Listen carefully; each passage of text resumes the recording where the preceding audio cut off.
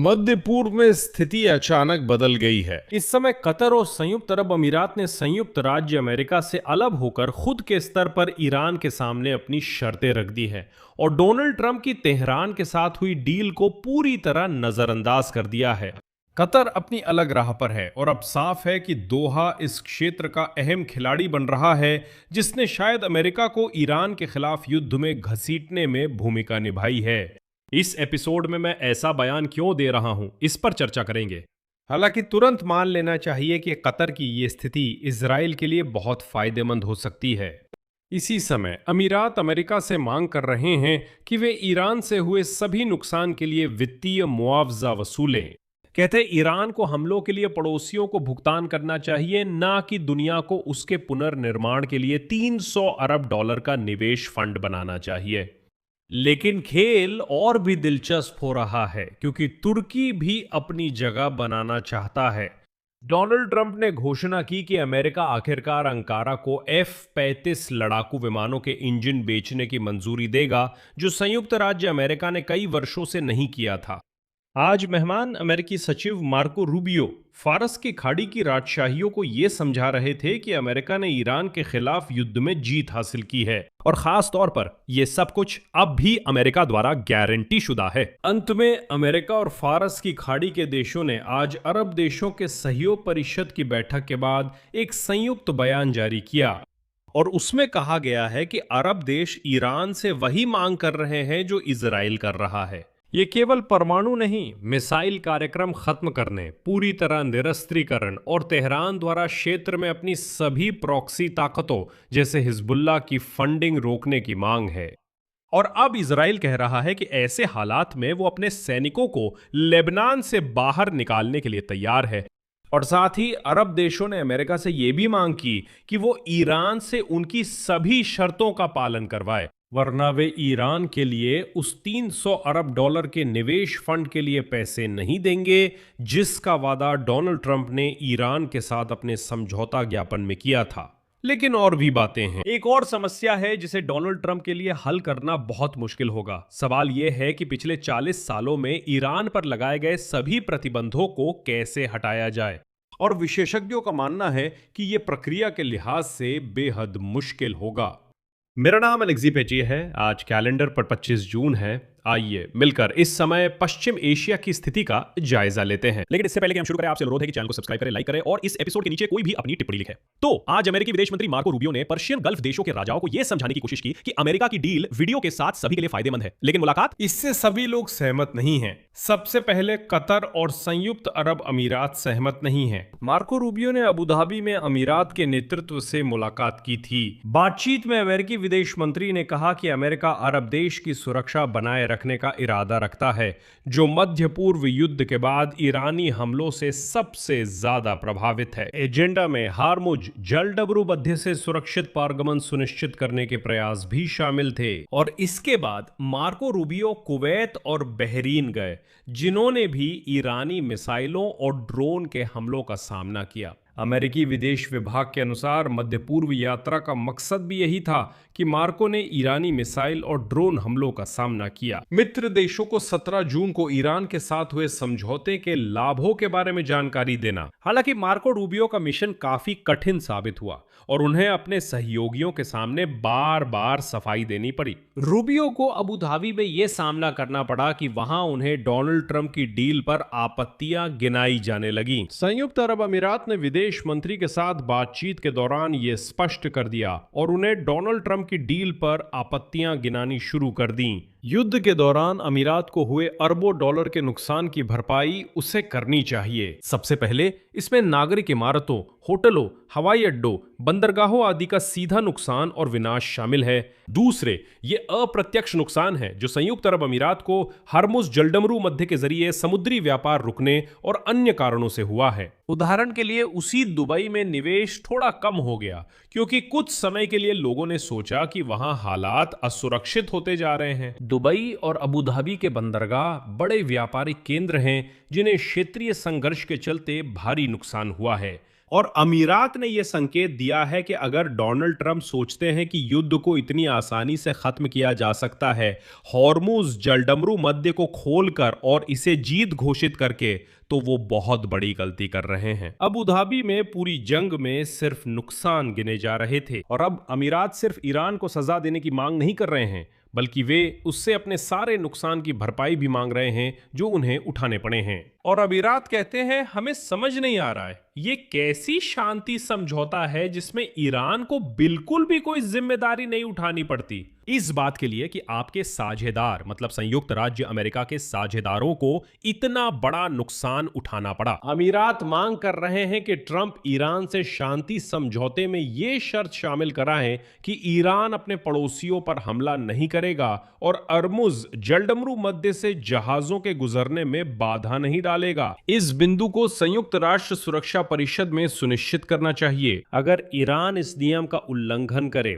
जैसे हमला या अर्मुज जलडमरू मध्य से गुजरने के लिए शुल्क लेना शुरू करे, तो उसके खिलाफ स्पष्ट प्रतिबंध तंत्र लागू होना चाहिए, संयुक्त राष्ट्र सुरक्षा परिषद के स्तर पर, अमेरिका के स्तर पर नहीं। और अगर ऐसा नहीं होता है तो अमीरात कहते हैं कि फिर डोनाल्ड ट्रंप की डील की कोई कीमत नहीं रह जाती। अगर अमेरिका अमीरात की इन शर्तों को नहीं मानता तो वे वॉशिंगटन की भागीदारी के बिना ईरान पर कार्रवाई करने के लिए तैयार हैं। इसके अलावा संयुक्त अरब अमीरात और क्षेत्र के अन्य देश मांग करते हैं कि शांति समझौते में ईरान की मिसाइल कार्यक्रम का खात्मा सुनिश्चित किया जाए। इसके अलावा अमेरिका के मध्य पूर्वी सहयोगी चाहते हैं कि तेहरान मध्य पूर्व में अपनी प्रॉक्सी ताकतों को समर्थन देना बंद करे, जिनमें हमास, हिजबुल्लाह, यमनी हुती और इराक की शिया समूह शामिल हैं। यहां वैसे अरब देशों और इजराइल के हित एक जैसे हैं। दोनों ही चाहते हैं कि ईरान पूरे क्षेत्र में इन आतंकवादी सेल्स को फंड करना बंद कर दे। लेकिन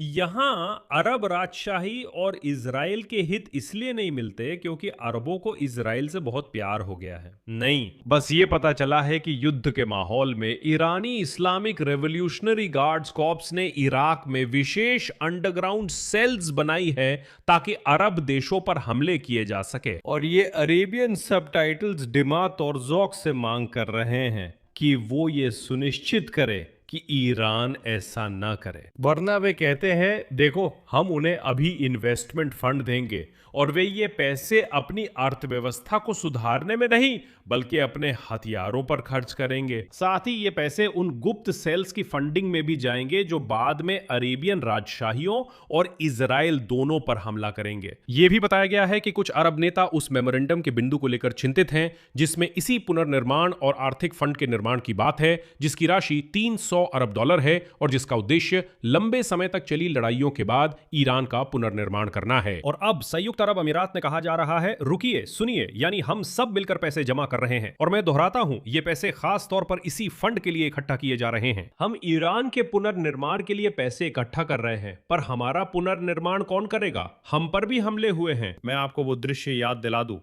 तबाह हवाई अड्डे, जैसे दिमत और ज़ौक पर हमला, आम लोगों पर हमले आदि। और अब जैसा कि अरब देश मानते हैं, इस निवेश फंड के संसाधनों का इस्तेमाल ईरानियों द्वारा अपनी सैन्य ताकत बढ़ाने के लिए किया जा सकता है। लेकिन दूसरी तरफ क्या ईरान अपने पड़ोसियों में हुई तबाही की भरपाई करना नहीं चाहता?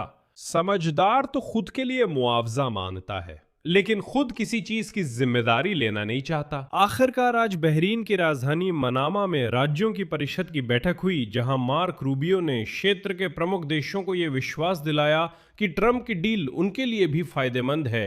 और अब अरबी देशों ने अपनी शर्तें मनवा ली हैं। अब अरब देशों के सहयोग परिषद की बैठक के अंतिम बयान में ये बिंदु शामिल किए गए हैं। आगे मैं इन बिंदुओं को गिनवाऊंगा और साथ ही उनका विश्लेषण भी करता जाऊंगा। मंत्रियों ने ईरान पर वार्ता में एकता बनाए रखने की आवश्यकता पर जोर दिया। ईरान को परमाणु हथियार बनाने या पाने से रोकना चाहिए। मंत्रियों ने जोर दिया कि दीर्घकालिक शांति के लिए अन्य मुद्दों का समाधान भी आवश्यक है, जिनमें ईरान की बैलिस्टिक मिसाइल, ड्रोन और क्षेत्र में प्रॉक्सी समूहों की गतिविधियां शामिल हैं। यह बहुत महत्वपूर्ण है कि अरब राजशाही ने इस बात को वास्तव में पक्का कर दिया है। यही वो चीज है जिसकी इजराइल को तलाश थी, लेकिन डोनाल्ड ट्रंप ने अपने आपसी समझौते के ज्ञापन में इसे पूरी तरह नजरअंदाज कर दिया था। मंत्रियों ने हार्मुज जलडमरू मध्य को खोलने के महत्व को रेखांकित किया, लेकिन किसी भी शुल्क, कर या जलडमरू मध्य पर नियंत्रण स्थापित करने की किसी भी कोशिश को खारिज कर दिया। ईरान अब यही चीज ओमान के साथ लागू करने की कोशिश कर रहा है, लेकिन वैसे ओमान ने इस बैठक में कहा कि नहीं, हम मानते हैं कि यह अंतर्राष्ट्रीय जल है, हम उदाहरण के लिए वहां कोई शुल्क नहीं लगाना चाहते। लेकिन ओमान बहुत चालाकी कर रहा है। मैं याद दिला दूं कि शुरुआत में अमेरिका और इजराइल के ईरान के खिलाफ सबटाइटल्स में ओमान जैसे कि संयुक्त राज्य अमेरिका के प्रभाव क्षेत्र में था, लेकिन बाद में उसने अपनी अलग चालें और बातचीत तेहरान के साथ शुरू कर दी और डिमैटोर्जोक ओमान जैसे कि संयुक्त राज्य अमेरिका के प्रभाव क्षेत्र में था, लेकिन बाद में उसने तेहरान के साथ मिलकर अपनी अलग चालें और बातचीत शुरू कर दी। अब ईरानी और ओमानी भी अपनी कोई अलग ही खेल खेल रहे हैं। मंत्रियों ने कहा कि ईरान से व्यापार और निवेश शर्तों पर आधारित है और इन्हें रद्द किया जा सकता है। ये 300 अरब डॉलर के इस निवेश फंड के बारे में बिंदु है और अरबों ने साफ साफ कह दिया कि अगर ईरान कोई चालबाजी करेगा तो वहां कोई एक पैसा भी निवेश नहीं करेगा। तो इसका मतलब है आगे बढ़े, वे क्या कह रहे हैं? ये निवेश संबंध इस बात पर निर्भर करते हैं कि ईरान मेमोरेंडम और अंतिम समझौते की शर्तों का पालन करता है या नहीं, अपनी अस्थिर करने वाली गतिविधियों को रोकता है और आर्थिक सहयोग के लिए आवश्यक परिस्थितियां बनाता है। मंत्रियों ने सीरियाई सरकार के साथ सहयोग जारी रखने और आतंकवाद से लड़ाई जैसी प्रमुख चुनौतियों के समाधान में उसकी मदद करने पर सहमति जताई।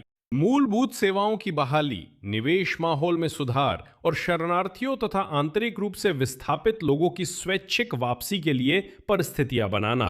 सीरिया के मामले में तो यहां पूरी तरह से अलग कहानी है, क्योंकि अभी सब कुछ ऐसा हो रहा है कि हिजबुल्लाह की समस्या को हल करने की जिम्मेदारी सीरियाई अधिकारियों के कंधों पर ही आ गई है। लेकिन इस पर हम थोड़ी देर बाद बात करेंगे। मंत्रियों ने लेबनान की संप्रभुता, सुरक्षा, स्थिरता और क्षेत्रीय अखंडता के प्रति अपनी पूरी प्रतिबद्धता की पुष्टि की। उन्होंने अमेरिका की मध्यस्थता में इजराइल और लेबनान के बीच जारी द्विपक्षीय वार्ताओं का स्वागत किया, जो दोनों देशों के दीर्घकालिक शांति और सुरक्षा समझौतों के लिए परिस्थितियां बनाने के उद्देश्य से की जा रही हैं।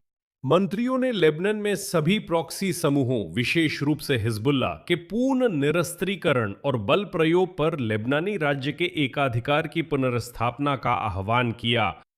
ये एक महत्वपूर्ण बिंदु है, क्योंकि ये दिखाता है कि पूरा क्षेत्र इजराइल के विचार का समर्थन करता है। इजराइल कहता है कि वो हिजबुल्लाह या प्रॉक्सी समूहों की नहीं, सिर्फ लेबनान की सेना की सुनेगा। कोई समस्या नहीं होगी, हम युद्ध नहीं करेंगे। और इजराइल साफ कहता है कि लेबनान एक देश के रूप में हमारे लिए कोई समस्या नहीं है, लेबनान की जनता से हमारा कोई सवाल नहीं है, लेबनान की सरकार से हमारा सिर्फ एक सवाल है, हिजबुल्लाह को हटा दो, तब कोई सवाल नहीं रहेगा। चलिए आगे बढ़ते हैं। मंत्रियों यानी कि खाड़ी देशों के मंत्रियों ने डोनाल्ड ट्रंप की गाजा सेक्टर में संघर्ष समाप्त करने की व्यापक योजना का समर्थन करने की पुष्टि की है। मंत्रियों ने राष्ट्रपति ट्रंप के बयान की सराहना की कि अमेरिका पश्चिमी तट के विलय के खिलाफ है, और उन्होंने जोर दिया कि गाजा के पुनर्निर्माण और फिलिस्तीनी प्रशासन में सुधार की प्रगति फिलिस्तीनी आत्मनिर्णय और राज्य की स्थापना के लिए एक विश्वसनीय रास्ता तैयार करने की शर्तें बनाएगी। ये बहुत लंबी अवधि के लिए है। मंत्रियों ने पुष्टि की कि किसी को भी गाजा छोड़ने के लिए मजबूर नहीं किया जाएगा और जो लोग जाना चाहेंगे वे स्वतंत्र रूप से वापस लौट सकेंगे। असल में कई बहुत सारे बिंदु उस चीज से मेल खाते हैं जिसकी इजराइल को उम्मीद है। उदाहरण के लिए सभी देश ईरान की आतंकवादी इकाइयों जैसे कि हिजबुल्लाह, हमास, यमनी हूती और इराक में शिया समूहों को निरस्त्र करने और उनकी फंडिंग बंद करने की मांग करते हैं। और आज इजराइल ने यह संभावना जताई है कि अगर हिजबुल्लाह सच में भंग कर दी जाती है और उसे निरस्त्र कर दिया जाता है तो वे लेबनान से अपनी सेना वापस बुला सकते हैं। लेकिन आगे बढ़कर कहूं तो लेबनान की कहानी और भी ज्यादा दिलचस्प है। संयुक्त राज्य अमेरिका और तुर्की इस समय सीरिया को लेबनान की समस्या के समाधान के लिए तैयार कर रहे हैं। उदाहरण के लिए सीरियाई सशस्त्र बल धीरे धीरे लेबनान की सीमा की ओर बढ़ रहे हैं और खुद सीमा पर अचानक बारूदी सुरंगें हटाने शुरू कर दिए गए हैं। तो आखिर इसकी जरूरत क्यों है? डोनाल्ड ट्रंप ने कहा था कि सिर्फ सीरिया ही लेबनान में हिजबुल्लाह की समस्या सुलझा सकता है और इजराइल अपनी सीमा में लौट सकता है। हाल ही में ट्रंप ने सीरिया के राष्ट्रपति अशरार से फिर मुलाकात की, इस पर बाद में चर्चा करेंगे। अब पर्शियन गल्फ देशों की ओर लौटते हैं। ऐसा लगता है कि कतर इस क्षेत्र की एक प्रमुख शक्ति बनता जा रहा है। कतर के प्रधानमंत्री शेख मोहम्मद बिन अब्दुल रहमान अल थानी ने फाइनेंशियल टाइम्स को दिए एक इंटरव्यू में कहा कि मध्य पूर्व को एक नई सामूहिक सुरक्षा प्रणाली की जरूरत है जिसमें ईरान भी शामिल हो। आगे उद्धरण है, क्षेत्र के देशों के रूप में हम अभी जो कर रहे हैं उसका एक हिस्सा हमारे और ईरान के बीच एक क्षेत्रीय सुरक्षा व्यवस्था बनाना है। हमें उम्मीद है कि भविष्य में ये हम सभी के बीच आर्थिक सहयोग की ओर ही ले जाएगा ताकि क्षेत्र को फिर से स्थिरता मिल सके। असल में कतर ने ईरान को साझा सुरक्षा प्रणाली में शामिल करने के उद्देश्य से अपनी बातचीत शुरू की है, लेकिन दोहा इसे कैसे हासिल करना चाहता है ये अभी स्पष्ट नहीं है। हालांकि इंटरनेट पर यह तस्वीर कई दिनों से घूम रही है और ये तस्वीर इस बात पर सोचने के लिए मजबूर करती है कि असल में किसने संयुक्त राज्य अमेरिका को ईरान के साथ खुले युद्ध के लिए उकसाया। इस तस्वीर में अमेरिकी सत्ता संरचना में दूसरे नंबर का व्यक्ति है, यानी यूरोपीय सत्ता संरचना में भी संयुक्त राज्य अमेरिका के उपराष्ट्रपति जे.डी. वेंस कतर के प्रधानमंत्री अल थानी के इशारे पर ईरान के साथ आपसी समझौते का ज्ञापन लिख रहे हैं। हाँ, तस्वीर में वही अल थानी है जो अब क्षेत्र में नई सुरक्षा व्यवस्था का वादा कर रहे हैं जिसमें ईरान भी शामिल होगा। वैसे अल थानी ने ईरान के लिए 300 अरब डॉलर के इस निवेश फंड के विषय पर टिप्पणी करते हुए मौजूदा स्थिति के प्रति अपने नजरिए को बहुत शानदार तरीके से बयान किया। उन्होंने साफ तौर पर कहा, उद्धरण, ईरान में प्रस्तावित निवेश फंड के लिए निर्धारित 300 अरब डॉलर की राशि केवल एक महत्वाकांक्षी आंकड़ा है, लेकिन हमारा लक्ष्य ईरान की समृद्धि और उसकी अर्थव्यवस्था की वृद्धि है और हमारा निवेश हमेशा और आगे भी केवल व्यावसायिक निर्णयों पर आधारित रहेगा, यानी ये पूरी तरह से व्यवहारिक दृष्टिकोण है। हम कहते हैं अगर उनसे समझौता करना, व्यापार करना, अर्थव्यवस्था चलाना और साथ ही क्षेत्र में सुरक्षा भी सुनिश्चित हो जाए तो यह बहुत ही शानदार होगा। हम पूरी कोशिश करेंगे कि ईरान हमारे प्रभाव क्षेत्र में रहे। इसी समय तुर्की भी मंच पर आ जाता है। अमेरिकी राष्ट्रपति डोनाल्ड ट्रंप की प्रशासन आखिरकार तुर्की को सैकड़ों मिलियन डॉलर की कीमत वाले दर्जनों जेट इंजन बेचने को मंजूरी देने का इरादा रखती है, अमेरिका के कुछ कांग्रेस सदस्यों के विरोध के बावजूद। इसकी जानकारी रॉयटर्स ने स्थिति से परिचित 4 सूत्रों के हवाले से दी है। ये सौदा नाटो शिखर सम्मेलन से पहले अंकारा को संकेत देगा जो अगले महीने तुर्की की राजधानी में होगा। तो जनरल इलेक्ट्रिक द्वारा निर्मित इंजन तुर्की के पहले स्वदेशी लड़ाकू विमान कान के लिए बनाए गए हैं। ये परियोजना 2016 में शुरू की गई थी जो अंकारा के रक्षा क्षेत्र में आत्मनिर्भरता को मजबूत करने के प्रयासों का हिस्सा है। एक सूत्र के अनुसार इस पैकेज की लागत 700 मिलियन डॉलर से अधिक है और वास्तव में इन इंजनों की बिक्री एक बड़ी उपलब्धि होगी। यह उल्लेख किया गया है कि ट्रंप के दौरान वॉशिंगटन और अंकारा के संबंध कुल मिलाकर गर्मजोशी भरे बने हुए हैं। हालांकि तुर्की को F-35 फाइटर जेट प्रोग्राम से बाहर किए जाने और तुर्की द्वारा रूसी पुर्जे खरीदने के बाद लगाए गए प्रतिबंधों को लेकर लंबे समय से चला आ रहा विवाद इन संबंधों पर असर डालता है। ये S-400 को लेकर लगाए गए प्रतिबंध है क्योंकि अमेरिका S-400 को अपनी सुरक्षा के लिए खतरा मानता है। यह कहानी पुरानी है। अमेरिका ने तुर्की से कहा था कि अगर आप S-400 छोड़ दें तो F-35 प्रोग्राम में शामिल हो सकते हैं जिसमें विमानों का निर्माण भी है, वरना यह बहुत अजीब होगा कि तुर्की की जमीन पर एक तरफ तो अमेरिका का सबसे आधुनिक F-35 लड़ाकू विमान होगा और दूसरी तरफ वही S-400 एयर डिफेंस सिस्टम जो रूस से है, यानी सीधे दुश्मन से। देखिए, और रेसिप तैयब एर्दोआन ने काफी समय तक इसका विरोध किया, और हां, रेसिप तैयब एर्दोआन ने काफी समय तक इसका विरोध किया। इंजन F-35 प्रोग्राम और अंकारा में नेटो समिट की योजनाओं पर सवाल का जवाब देते हुए ट्रंप ने कहा, शायद मैं कुछ ऐसा करूंगा जिससे वे बहुत खुश हो जाएंगे। अब न्यूयॉर्क के डेमोक्रेटिक प्रतिनिधि ग्रेगरी मिक्स, जो प्रतिनिधि सभा की विदेशी मामलों समिति में सबसे बड़े गुट के हैं, ने सौदे को मंजूरी नहीं दी। गैर आधिकारिक समीक्षा में उन्होंने ट्रंप प्रशासन पर आरोप लगाया कि उसने कांग्रेस को इस बिक्री के द्विपक्षीय संबंधों और S-400 मुद्दे पर पड़ने वाले प्रभावों को स्पष्ट करने का ईमानदार प्रयास नहीं किया। तुर्की में अमेरिका के राजदूत टॉम बराक ने कहा था कि अंकारा रूसी S-400 को स्क्रैप करने की तैयारी कर रहा है ताकि वो F-35 की खरीद का रास्ता खोल सके, और ये मुद्दे अगले 4 से 6 महीनों में हल किए जा सकते हैं। अगर तुर्की वाकई ऐसा करता है, F-35 हासिल कर लेता है और अपने सबसे आधुनिक लड़ाकू विमानों के लिए इंजन भी ले लेता है, तो तुर्की ही मध्य पूर्व क्षेत्र में नेतृत्व की दावेदारी पेश करेगा। इसलिए राजपा ताइप एर्दोआन के पास कतर के साथ क्षेत्र में नेतृत्व और प्रधानता के लिए प्रतिस्पर्धा करने के पूरे मौके हैं।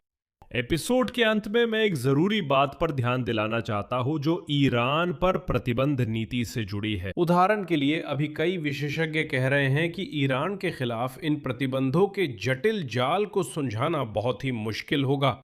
यहां तक कि अगर तेहरान को अमेरिका द्वारा घोषित 60 दिनों की प्रतिबंधों में ढील से अरबों डॉलर का फायदा भी हो जाए, तो भी पिछले 40 सालों से लागू प्रतिबंधों को पूरी तरह से जल्दी हटाना संभव नहीं होगा।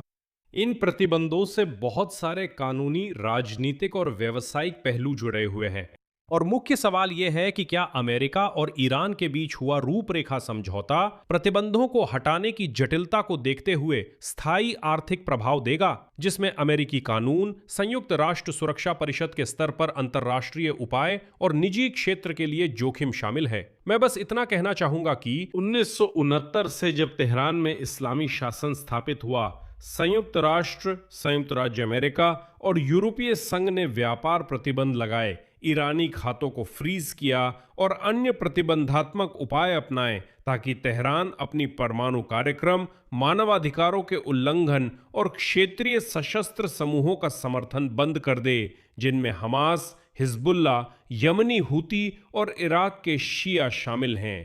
और 14 बिंदुओं वाले आपसी समझौता ज्ञापन के अनुसार, जिस पर डोनाल्ड ट्रंप ने हाल ही में हस्ताक्षर किए, वॉशिंगटन को उन सभी प्रतिबंधों को हटाना शुरू करना चाहिए जिन्हें, मैं याद दिला दूं, 1969 से लागू किया गया था।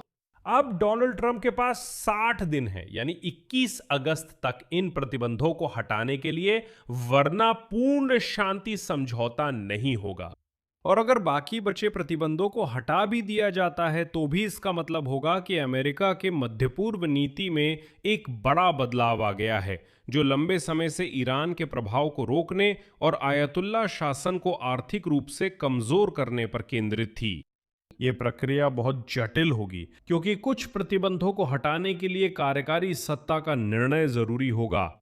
अन्य प्रतिबंधों के लिए अमेरिकी कांग्रेस की अनुमति जरूरी है।